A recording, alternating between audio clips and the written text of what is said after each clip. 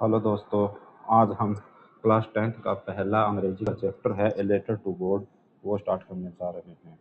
इसलिए मैं चाहता हूँ कि अगर आपके पास इसकी पीडीएफ है पहले चैप्टर की तो वो रख लें, या आपके पास बुक्स हैं तो वो रख लें।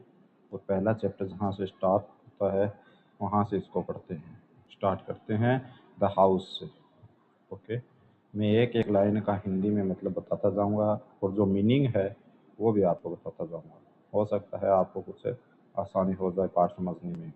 तो स्टार्ट करते हैं द हाउस से। The house the only one is the entire valley. तो एंटायर का मतलब होता है समूची, और वैली का मतलब है घाटी। ओनली वन केवल एक। तो एक घर था जो कि समूची घाटी में अकेला था। सेट ऑन द क्रिस्ट, जो कि स्थित था, जो कि स्थित था। क्रिस्ट ऑफ ए लो हिल, एक छोटी सी पहाड़ी के। क्रिस्ट का मतलब है शिखर पर। तो एक घर था समूची घाटी में जो एक छोटी सी पहाड़ी के शिखर पर स्थित था। फ्रॉम दिस हाइट, इस ऊंचाई से, वन कुड सी रिवर, हम नदी देख सकते थे। एंड द फील्ड्स, और खेतों को देख सकते थे।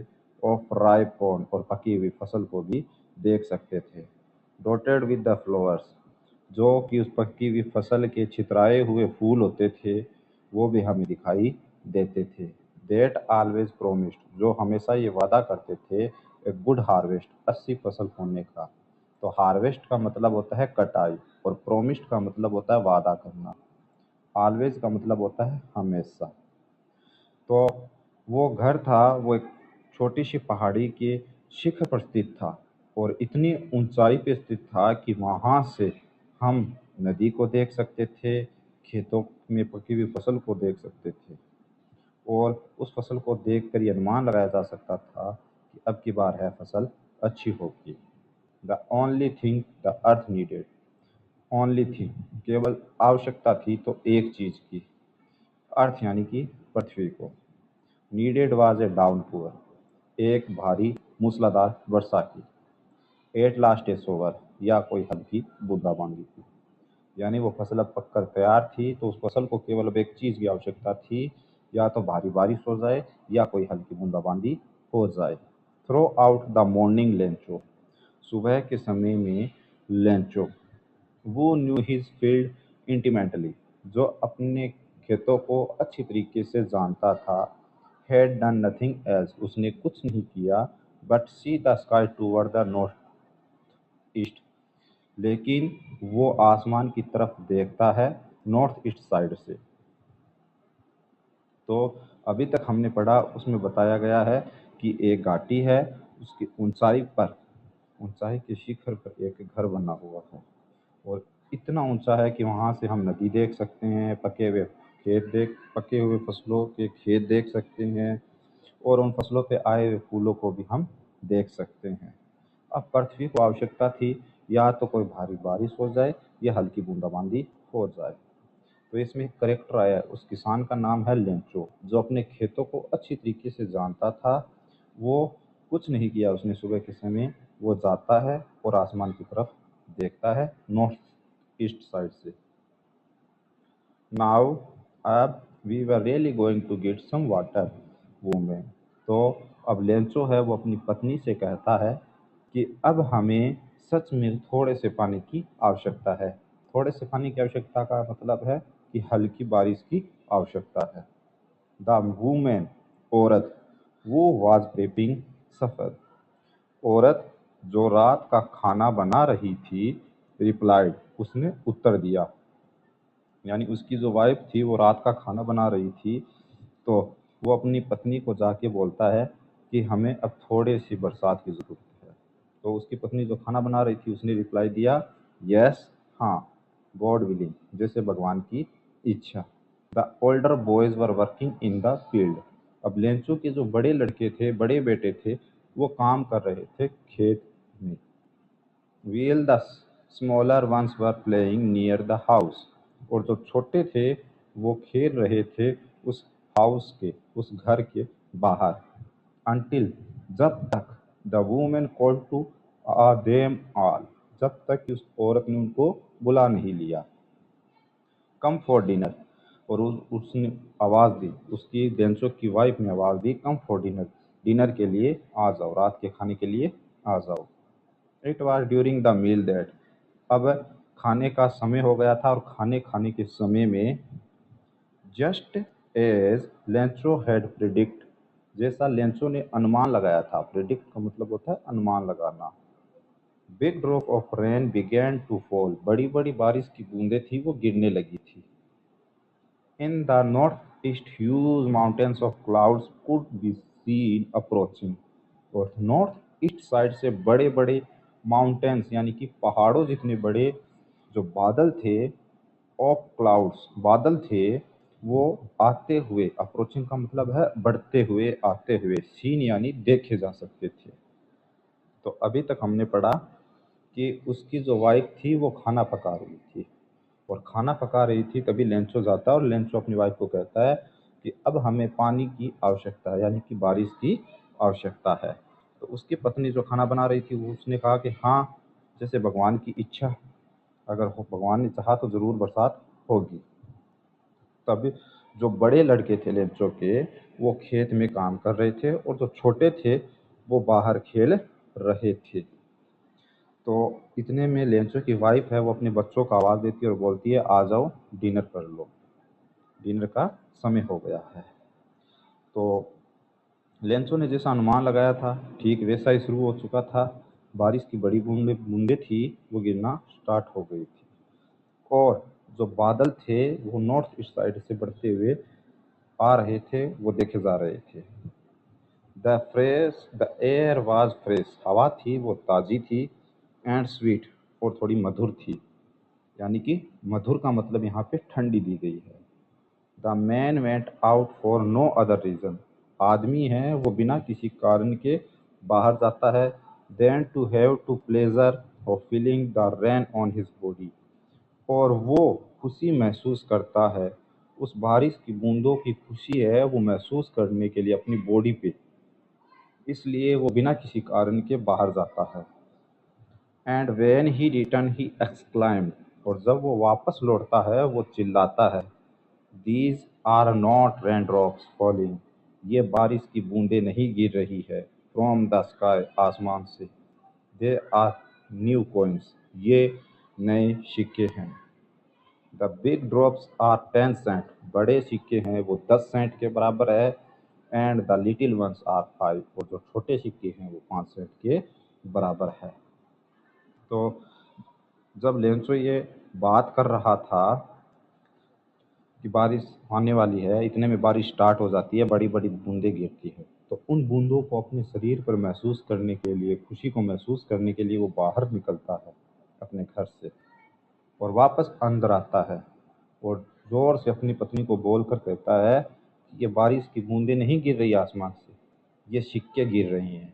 जो बड़ी बड़ी बूंदें होती है वो 10 सेंट के बराबर बताई उसने, और जो छोटी बूंदें होती है वो 5 सेंट के बराबर बताई। With a satisfied expression that he regarded the fields of ripe corn with its flowers, उसी संतुष्टि से, सेटिस्फाइड यानी संतुष्टि से, और उसी हाव भाव से उसने देखा कि उसके जो पके हुए फसल थी, उसके जो फूल थे उन पे draped in A curtain of rain, बारिश की बूंदों का एक पर्दा सा होता है वो बिछ गया था।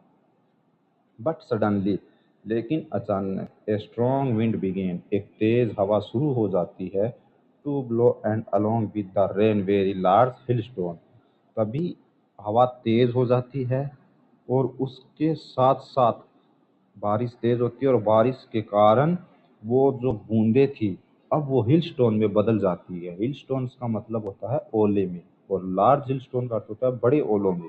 तो अभी तक तो बरसात हो रही थी तो वो खुश था, लेकिन अब हवा तेज चलने लगी और तेज चलते ही ओले गिरने स्टार्ट हो गए, बड़े बड़े ओले गिरने स्टार्ट हो गए। बिगैन टू फॉल, नीचे गिरना स्टार्ट हो गए। These truly did resemble new silver coins, अब ऐसा लग रहा था कि जो ओले हैं वो नए सिल्वर कॉइन के समान लग रहे हो। The boys exposing themselves to the rain. जो लेंचो के लड़के थे, बच्चे थे, वो इन ओलों को इकट्ठा करने के लिए बाहर निकले। रन आउट टू कलेक्ट, यानी कि उनको इकट्ठा करने के लिए, उन ओलों को इकट्ठा करने के लिए। द फ्रोजन पेरल्स, यानी कि मोतियों की लड़ी की तरह।